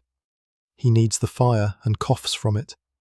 He needs discipline and hates being woken by it. He needs the camp and feels trapped inside it. He needs the cloak and cannot stop adjusting it. He needs sleep, but the whole military world around him keeps requiring a portion of his wakefulness. So when he finally drifts down again, it is not because peace has arrived. It is because the body has accepted the contradiction for another hour. The smoke is still in the wool. The ground is still cold. The men are still too close. The snow is still gathering outside. The watch will still change. The camp still owns his sleep. But for a little while, beneath the cloak, with one hand near the gear and one foot finally less cold than before, he passes into the kind of rest that belongs to soldiers. Guarded, borrowed, unfinished, and enough. By the later part of the night, the camp begins to show where it is weakest. Cold is patient enough to wait for systems to tire. At dusk, everything may have looked managed. The shelter was standing. The cloak still had a dry fold. The fire had life in it. The men had eaten enough to quiet the stomach. Gear was close to hand. The watch had been assigned. The snow outside looked almost gentle in the last light, falling over Roman order as if order itself could persuade winter to behave. But winter does not have to win all at once. It only has to press until one small thing fails. A flap loosens. A fire sinks lower than expected. A man comes in from watch with snow melting from his cloak. Someone steps in the wrong place and grinds slush into the bedding. A shoe that should have been kept drier has hardened beside the entrance. Smoke gathers where men hoped for warmth. The ground beneath the shelter, worked by many feet, turns from frozen firmness to a cold damp that feels almost alive. Each weakness touches another. The camp remains organised, but organisation now has to work harder. This is when the soldier learns that Roman discipline is not a wall. It is a set of hands, constantly repairing the wall. The shelter must be tended, the entrance must be managed, fuel must be watched, damp must be kept from spreading. Men returning from duty must fit themselves back into a space that has already learned to sleep without them. No one wants to move, because movement releases warmth. Yet no one can remain perfectly still, because stillness lets small problems grow. A winter camp survives by corrections, tightening, shifting, folding, drying, lifting, scraping, closing. The hardest problems are the ones that do not look dramatic. A broken tent pole or a fallen roof would command attention. A blade of air near the ground receives only curses. A damp patch under the hip receives only turning. A cold shoe receives only a hand in the dark and a low sound of anger. Yet these little failures are the true pressure of the night. They are too small to become stories and too persistent to ignore. The soldier's body becomes a measuring instrument. It tells him where the system is weakening. The shoulder cools first, and he knows the cloak has slipped. The toes begin to sting, and he knows the lower fold is no longer sealed. The throat tightens, and he knows smoke has thickened. The hip aches colder than before, and he knows the ground has found a new path upward. The skin reports what the eye cannot see. Outside, the watch has its own struggle. The sentry is not protected by the crowded warmth inside. He carries layers and discipline into the open air, but his task is to remain awake in the very hours when the body most wants to fold inward. Snow changes the camp's edges. It softens shapes, covers tracks, muffles distance, and makes the familiar less certain. A man on watch may stamp his feet, flex his fingers, shift the spear or shield, turn his face from the wind, and listen with more care than comfort allows.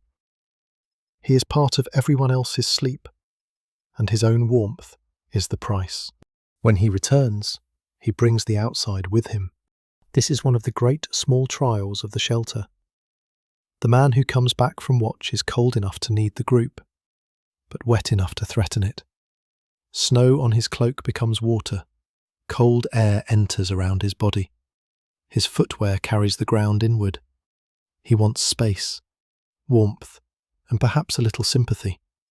But the men inside have spent the last hour building a fragile pocket of heat. His return breaks and restores the system at the same time. Someone must leave to replace him. Another hollow opens. Another body goes out to be cooled by the dark. So the camp breathes in shifts. Warmth gathers, breaks, gathers again, breaks again. Sleep follows the same rhythm. Fuel becomes more precious as the night deepens. A large fire would be comforting, but comfort is not the only concern. Fuel must last. Smoke must be controlled. Sparks must not threaten shelter and gear. Men cannot simply burn the night away because the night is cold. Every flame belongs to supply, safety, command, and tomorrow. The soldier may look at a dying coal and feel resentment that something so small is being asked to represent warmth. Yet even a coal matters. Coals can be sheltered under ash. They can make mourning easier. They can return to flame with careful breath and dry enough fuel. To waste them would be foolish. This is how scarcity changes the meaning of objects. Ash is not dirt only. It is protection for heat. A half-burned stick is not rubbish only. It is future fire. A dry scrap is not just cloth. It is the difference between a foot that sleeps and a foot that complains until dawn. The camp under pressure teaches men to see usefulness everywhere. Food too is under pressure, even when no one is eating. Supplies must remain dry. Animals must be kept alive and manageable. Stored grain cannot be allowed to spoil. Cooking gear cannot be lost under snow or mud. The warmth in the soldier's stomach came from an entire chain, and in winter that chain feels less abstract. If roads worsen, if animals fail, if stores dampen, if local supply is thin, tomorrow night will be colder before the sun has even set. This larger pressure sits behind the smaller one inside the shelter. The soldier does not need to know every movement of the supply train to feel its truth. He feels it when the meal is thin. He feels it when fuel is guarded. He feels it when orders become sharper because weather has made every task slower. Cold makes authority more immediate. Men may obey for Rome, for pay, for fear, for habit, for pride.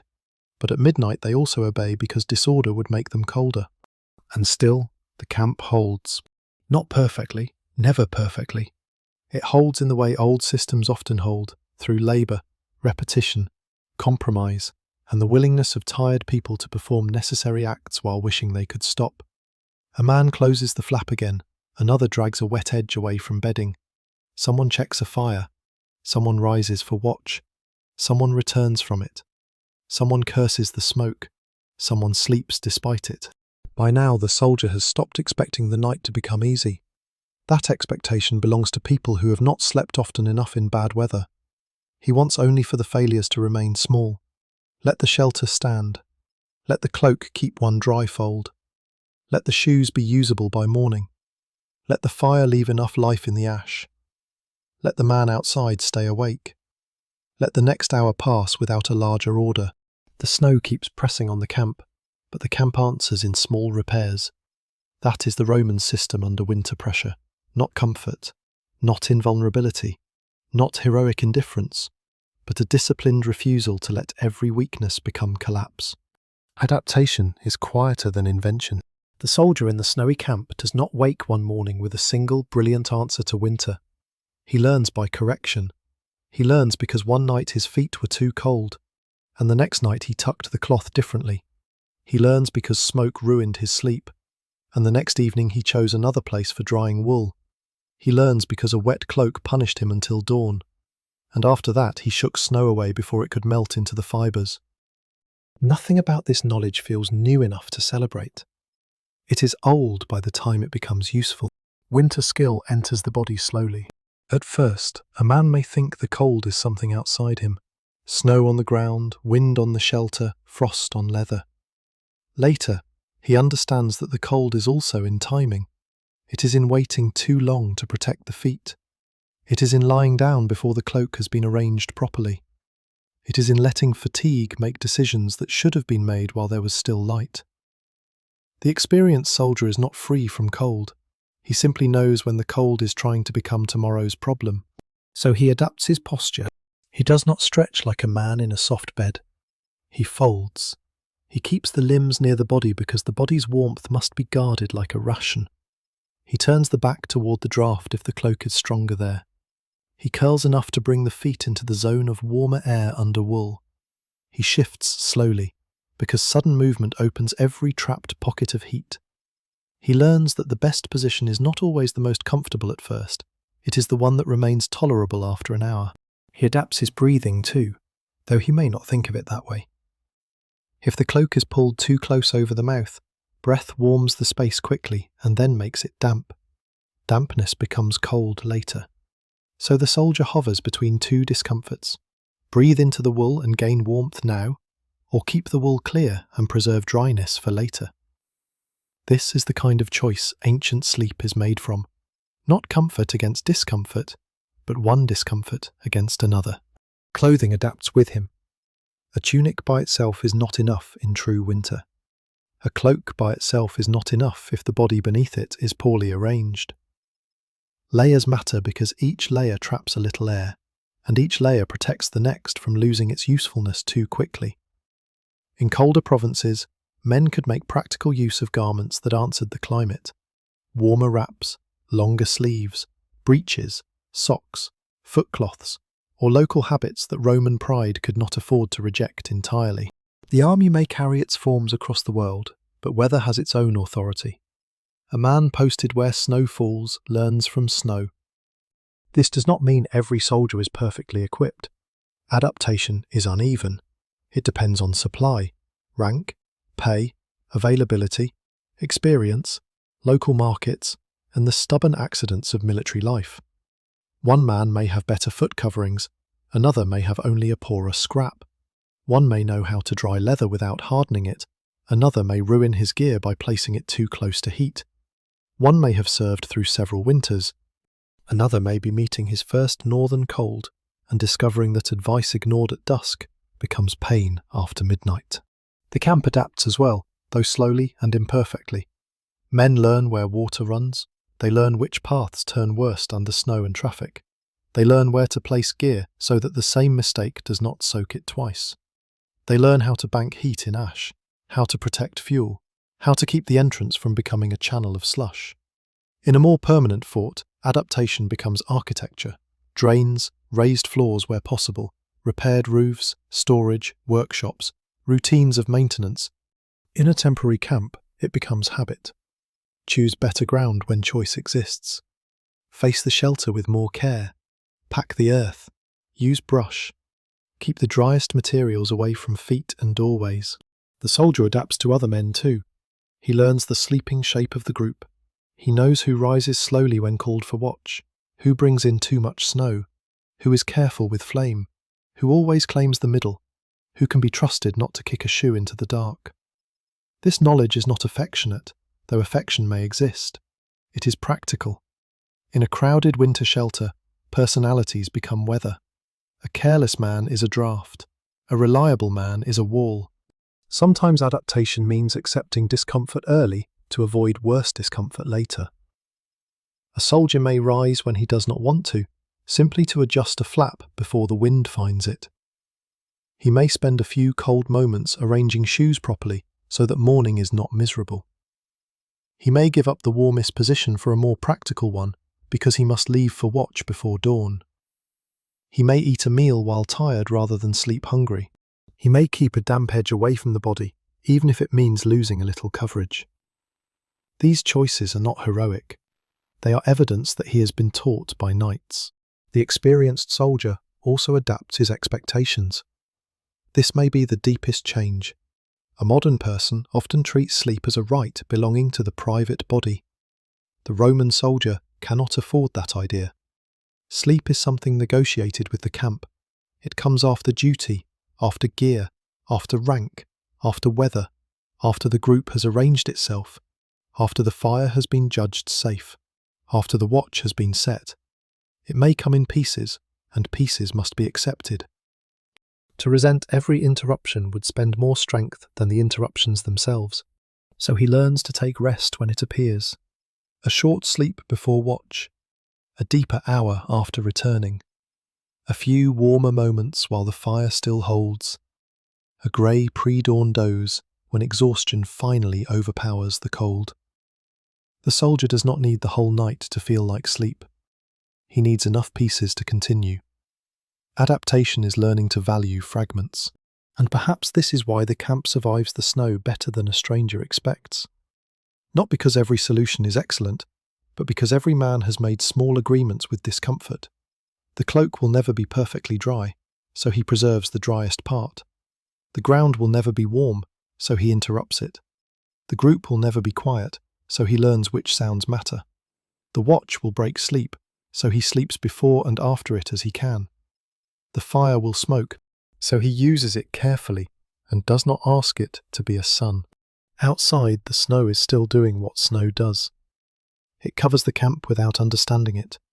It lies on roofs and hide, fills footprints, softens the ditch, and turns the night pale around the edges. Inside, adaptation continues in movements too small to see from outside. A cloak folded differently, a foot tucked higher, a shoe turned away from damp, a man shifting so another can return from watch. No single act defeats winter, but hundreds of small adaptations keep winter from winning all at once. The coldest hour does not announce itself. It arrives after the mind has already spent too much strength waiting for morning. Earlier in the night, the soldier could still measure time by activity. The meal, the settling of gear, the first sleep, the change of watch, the return of a man with snow on his shoulders, the shifting of bodies as the shelter remade itself around each interruption. But near the end of the night, time becomes less distinct. The fire is no longer a flame so much as a memory guarded under ash. The men breathe more heavily. The snow outside has covered the sharper sounds of the camp. Even discomfort begins to feel old. This is the hour when the body is easiest to fool and hardest to comfort. A man wakes without knowing why. Nothing dramatic has happened. No alarm has sounded. No officer has shouted. The shelter still stands. The cloak is still around him. The men beside him are still there. Yet something has changed. The warmth he built earlier has thinned. The fold beneath his feet has loosened. The ground under his hip feels colder than before. Or perhaps the hip has simply grown tired of bearing the same pressure. His breath has made a damp place near his mouth. The air inside the shelter is stale, with smoke, wool, leather, and human sleep. For a moment, he does not move. Movement is expensive. The body knows that if the cloak opens even slightly, the night will enter. So he takes stock without lifting his head. Feet, cold but still feeling. Hands, one tucked near the chest, one trapped under wool. Shoulder, damp at the outer edge. Knees, drawn too tightly, aching. Mouth, dry. Eyes, unwilling to open. Somewhere close, another man's back rises and falls under his cloak. Somewhere farther away, a sleeper makes a small sound that is almost a word. The soldier listens. The camp at this hour has a different voice. The busy sounds are gone. What remains are the sounds of endurance. A strap knocks faintly in the wind. A horse shifts, then settles. Snow slides from some surface outside with a soft, tired fall. A sentry's step presses into frozen slush.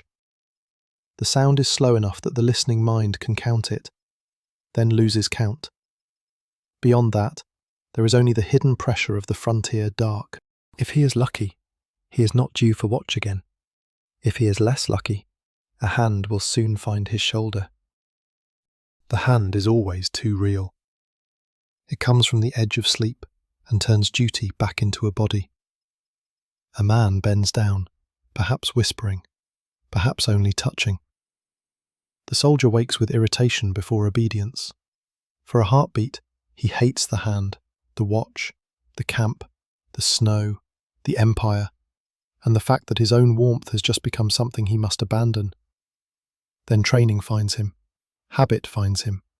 He begins to move. The first opening of the cloak is the worst.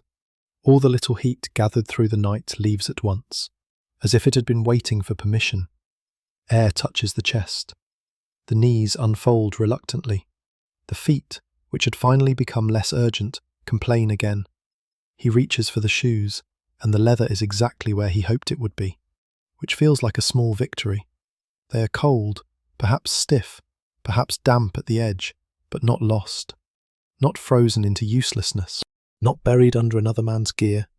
In winter, simply finding a thing where it belongs can feel like grace. He dresses not fully awake, but not fully asleep either. The body knows the order. Cloth, leather, belt, cloak. Whatever must be carried, whatever must be near the hand. The shelter around him reacts with resentment. Someone pulls his own covering tighter because air has entered.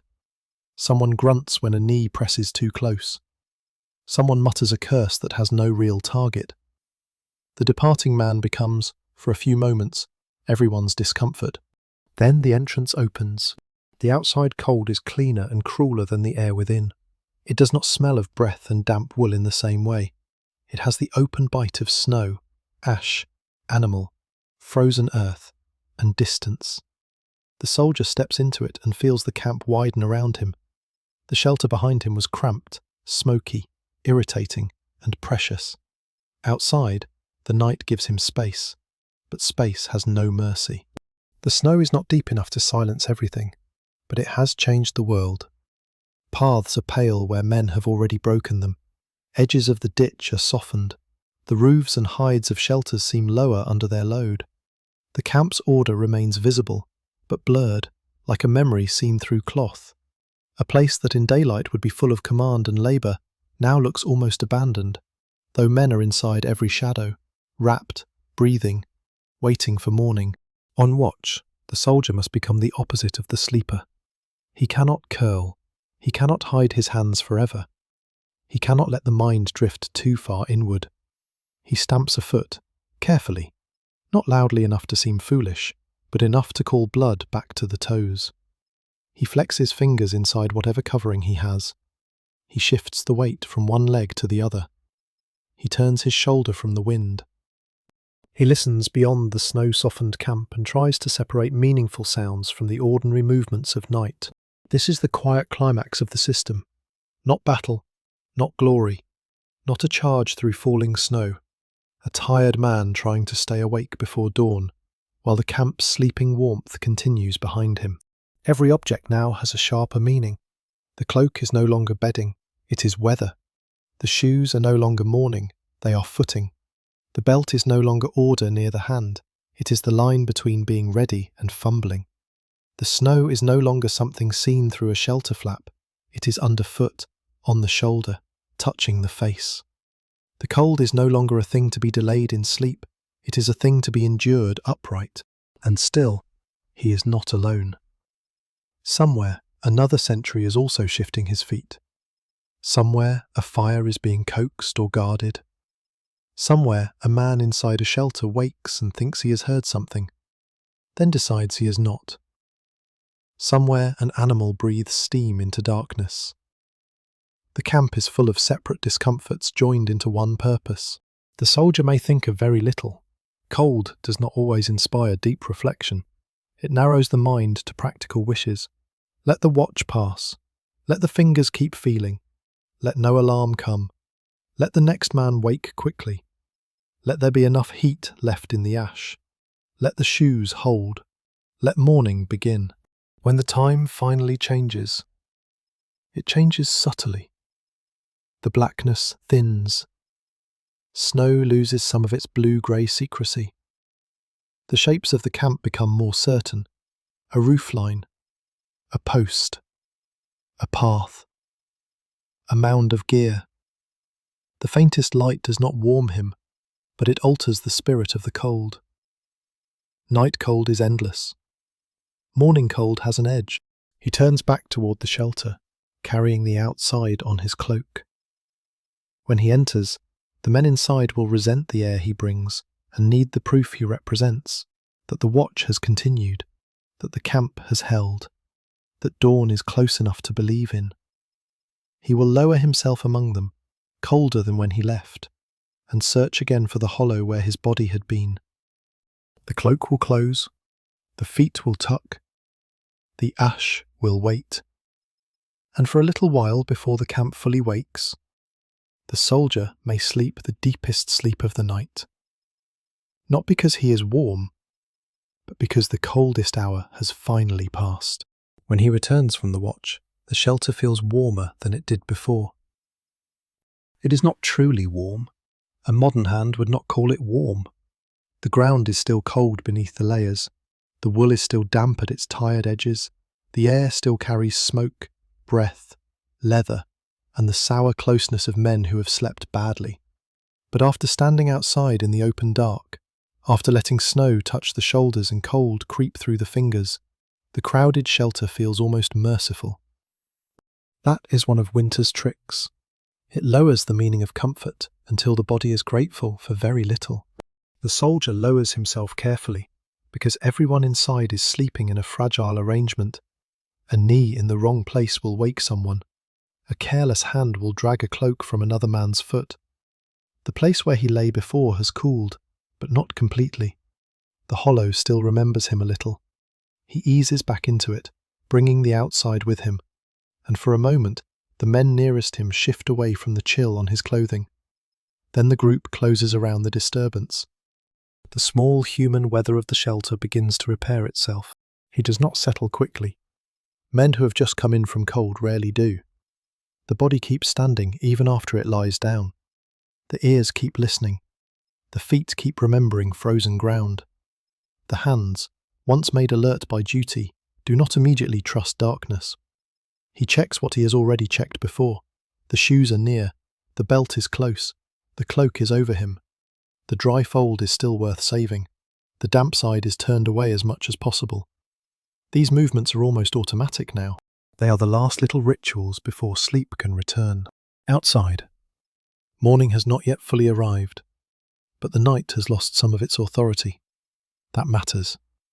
The cold may still be sharp, perhaps sharper than it was earlier, but it no longer feels endless.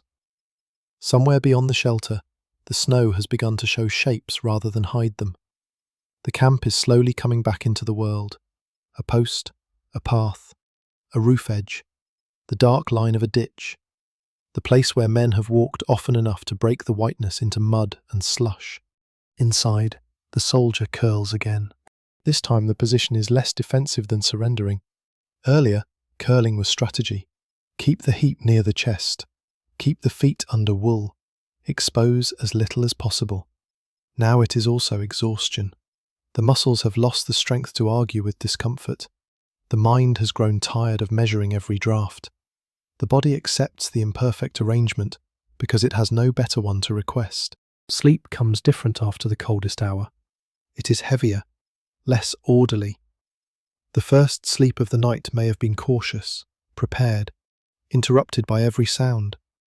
This late sleep is pulled from the bottom of the body. It comes because the soldier has been awake too often, cold too long, and obedient beyond desire. It comes even though the cloak is not perfect. It comes even though the shelter smells bad. It comes even though morning will soon require him. It comes because fatigue is stronger than preference. Around him, the camp begins its slow descent toward waking. That may seem like the wrong direction. Morning should be rising, not descending. But for the men under cloaks, the first signs of morning do not feel like arrival into brightness. They feel like a gentle lowering of the night's tension before the day's labour takes hold. The watch is ending. The darkest uncertainty is fading. The hidden edges of the camp are becoming visible. The body, which has spent hours defending itself, can loosen for a short time before orders, smoke, food, gear, animals, tools, and marching feet begin again. This is one of the strange mercies of military winter sleep. The last rest may come just before it is taken away. Someone outside speaks in a low voice. Another answers. The sound enters the shelter softly, filtered through hide, timber, wool, and tired hearing. No one moves at first. Men in such a place learn not to wake fully for every sound. The mind sorts noises by danger and command. A cough is not a command. A step may not be a command. A voice might be. The soldier waits beneath the edge of sleep for the tone that means his body must rise. It does not come yet, so he sinks a little deeper. The cloak is no longer simply an object. By this hour, it has become a small world. It contains the smell of the fire, the damp of the previous evening, the warmth of the soldier's own body, the snow he brushed away, the ash that touched it, and the constant labour of being pulled, folded, tucked, and guarded. It is heavy in a way that comforts and burdens at the same time. Its weight says, "You are covered." Its damp edge says, "Not entirely." The soldier accepts both messages. There is no final victory over cold in this camp. No moment when the shelter becomes a home. The ground becomes soft. The air becomes clean. and the body forgets where it is. The best the night offers is compromise. A little less wind, a little more wool, a little heat still caught between bodies, a little dry cloth near the foot, a little time before the next order. These small mercies do not erase hardship, they make it survivable. Soon, men will begin to rise in earnest. The shelter will lose its pocket of warmth. The entrance will open more often. Cold air will spill across the ground again, but now mixed with grey morning rather than black night. Shoes will be pulled on. Stiff leather will be cursed. Belts will be found. Cloaks will be shaken, folded, fastened, or dragged into the day still bearing the smell of sleep. Someone will look for a coal under ash. Someone will scrape snow from a path. Someone will check gear that was kept close for exactly this reason. The camp will become a machine of movement again. But not yet.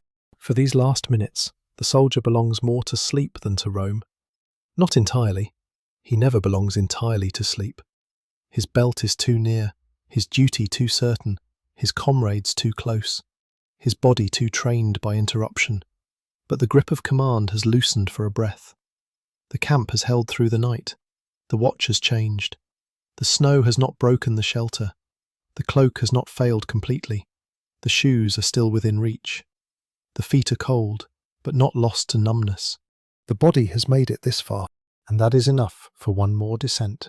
He hears the camp as if from underwater now, the soft crush of snow outside, the low murmur of a man waking, the faint movement of gear, the dying ash, the breath of those beside him.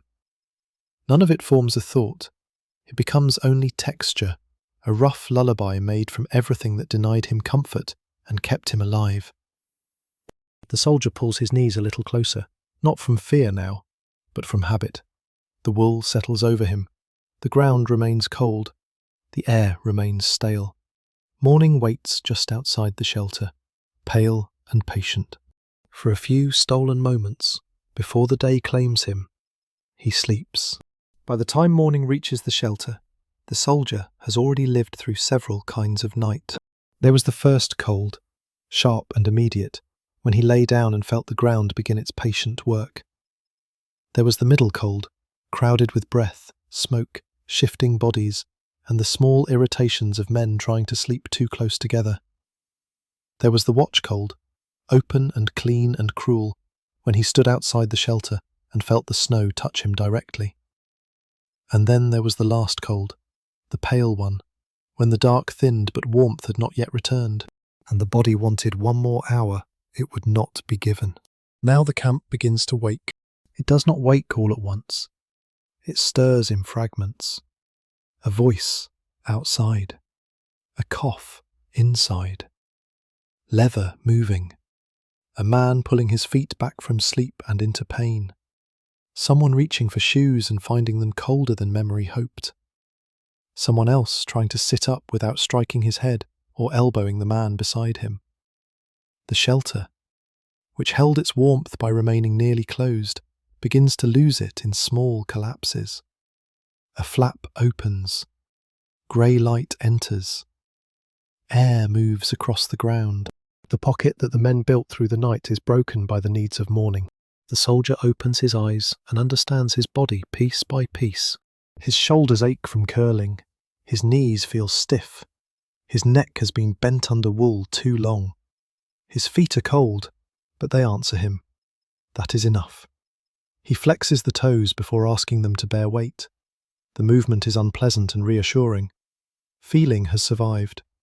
The night has taken comfort, but not usefulness. He reaches for the shoes. They are exactly where he placed them. And this small success carries more relief than a stranger would expect. They are cold. They may be stiff. They may have a damp edge that makes the fingers pause. But they are not lost, not buried beneath another man's gear, not frozen into a shape that will cost him precious time. He works them on with the slow irritation of someone returning from the private world of sleep into the public world of duty. Leather does not care that the body is tired. Straps do not soften because dawn has come. The soldier must make himself ready before he is ready. Around him, the same transformation is happening to other men. The sleeping group becomes a working group again. The bodies that gave warmth in the dark now become obstacles, voices, hands, knees, tempers, jokes, complaints, and commands. The intimacy of the night dissolves without ceremony. Men who slept nearly touching one another now avoid meeting one another's eyes. The body heat they shared does not need to be discussed. It was useful. It is over. The cloak comes last, or almost last, because it has been everything. For the whole night it served as roof, blanket, wall, shield, curtain, and memory of warmth. Now it must return to being clothing and equipment. The soldier loosens it from around his legs, shakes out what he can, feels where damp has settled, and decides which part can face the weather. It carries the night in its fibres, smoke, breath, ash, wet wool, a trace of ground, the warmth of his own body already fading from it as morning air takes over. He fastens or gathers it with the practiced resignation of a man who knows he will need it again before the day is done. Outside, the camp is no longer hidden. Snow still lies over it, but daylight has made the labour visible again. The paths are churned where men walked during the night. The clean surface is broken by footprints, slush, ash, animal tracks, and the dark stains of ordinary life. The ditch is less mysterious now, the bank less ghostly, the posts and roof lines less like shapes in a dream. What looked peaceful from a distance has become a place of work again. Someone searches for heat under ash. Someone bends close to a coal and protects it with the body, as if guarding a secret. A little smoke rises first, thin and uncertain. Then the smell changes. Morning fire has a different meaning from night fire. At night, it promised comfort and threatened danger. In the morning, it promises motion, food, warmed hands, softened leather, orders carried out with less misery. Even a weak flame can make the camp feel as if it has crossed a boundary. The soldier steps out and feels the air more fully. It is still cold enough to make the face tighten. The breath leaves him in a pale cloud. Snow brightens the ground in a way that hurts tired eyes. The world is not warm, but it is visible, and visibility itself is a kind of relief. The dangers of the night have become tasks. A loose tie can be fixed. Wet gear can be moved. Fuel can be found or rationed. Food can be prepared if supplies allow. Paths can be cleared. Orders can be heard without guessing at shapes in the dark. The camp has survived, and survival immediately turns into maintenance. That is the final truth of this old winter system. The night does not end with triumph. It ends with more work. The cloak that kept him alive must be dried. The shoes that protected his feet must be cared for. The shelter that held off enough weather must be repaired, tightened, cleared, or packed. The body that stole a little sleep must now be spent again. Nothing about warmth stays solved. Every solution begins to decay as soon as it is used. And yet the soldier understands something that comfort can make easy to forget. Warmth is not simply a feeling. It is labour arranged around a body. It is wool kept dry, leather kept usable, food kept from damp, fires controlled, shelters repaired, men woken in turn, paths cleared, gear placed by habit, and the stubborn willingness to make small corrections before they become disasters. The Roman army did not defeat winter in its snowy camps. It negotiated with it, hour by hour, using discipline where comfort failed. Perhaps that is why the last image should not be a grand one. Not a legion standing heroic against snow, not banners bright in winter light, not a commander looking across a frozen frontier. Those images belong to monuments, and this night has belonged to smaller things. It belongs to a soldier bending over a faint morning coal, cloak heavy on his shoulders, fingers stiff, feet still complaining inside cold leather. It belongs to the dark fold of wool he kept dry enough to sleep under. It belongs to the hollow in the bedding where his body was curled before dawn. It belongs to the man who closed the flap properly after watch, to the one who shifted a bundle against the draught, to the one who woke cold and still rose when called. Behind him, the shelter exhales the stale warmth of the night. Before him, the camp opens into another winter day. Snow rests on the roofs and hides, but smoke is beginning to lift. Men are moving now. The old machine of earth, leather, wool, fire, rank and routine is waking with them. The soldier pulls the cloak closer one more time, not because it is enough, but because it is his. Then he steps into the morning, carrying the last warmth of the night on his back.